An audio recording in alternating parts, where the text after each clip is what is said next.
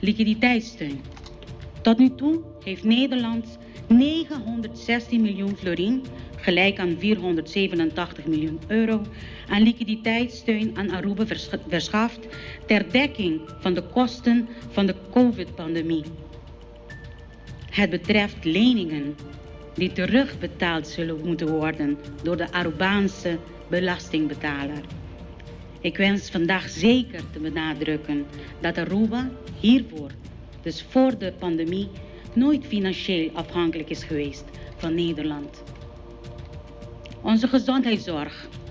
Aruba kent veel uitdagingen om de stijgende kosten in de zorg te kunnen beheersen.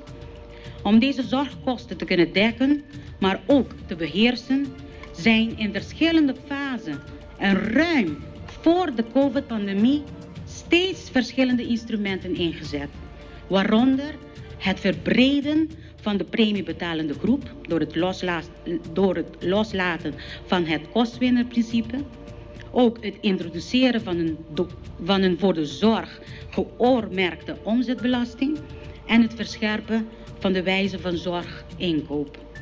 Voorts werd gewerkt aan onderzoeken en plannen voor preventie en bewustwording en het verder kunnen uitbreiden van kostenremmende instrumenten.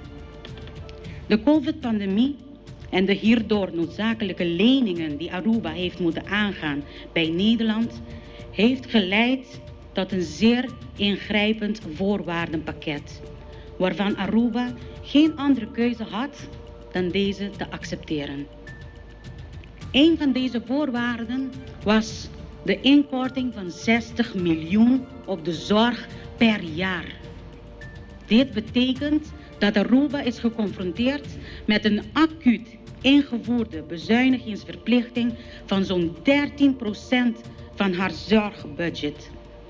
Dit heeft geleid tot ongekende druk en onrust in de zorg en juist gedurende een pandemie. Deze inkortingen leidden tot een geaccelereerde invoering van hervormingen, samenwerkingsvormen en maatregelen. Aruba is zich bewust over de noodzaak van het systematisch hervormen van de zorg. Doch de snelheid waarop deze moeten worden vormgegeven leidt tot zorgen en complicaties.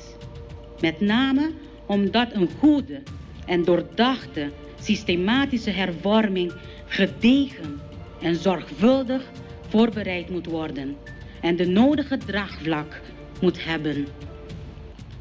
Vaak gaat het ook gepaard met investeringen vooraf, waar juist gezien de acute inkortingen geen ruimte voor is.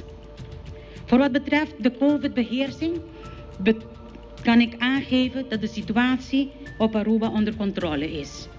De druk op ons ziekenhuis is drastisch verminderd en we hebben een zeer hoge vaccinatiegraad van de gemeenschap.